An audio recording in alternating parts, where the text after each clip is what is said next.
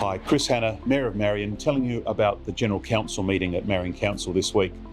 We had some big decisions to make, but perhaps the most controversial was funding improvements to the outdoor pool.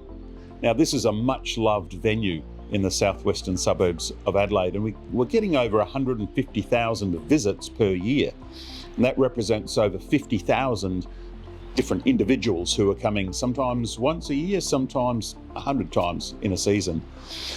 It's open during the spring and summer months because it's an outdoor pool.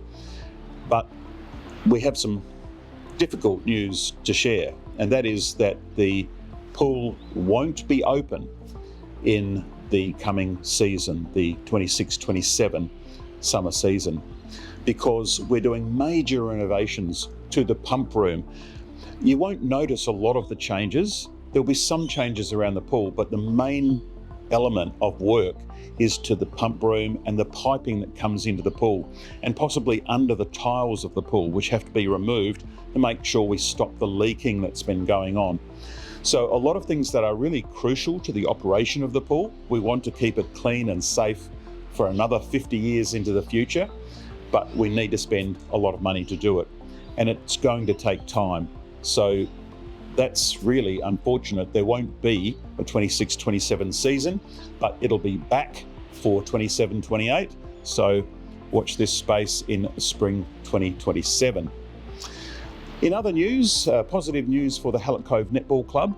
Now, the netballers down there know that there was a wonderful new club room and courts set up only a couple of years ago, but the courts still need more work.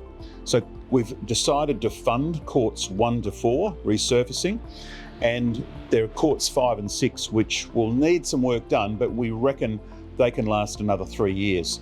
So in approximately 3 years' time, we've got some funding set aside because we reckon there'll be a need for resurfacing of those other courts then. So in short, we're looking after the Cove Netball clubs. And just finally, a note on some of the election promises that were made in March from various members of Parliament. I mean, Labor won the election, so we're looking at the promises of Labor MPs around the Marion Council area.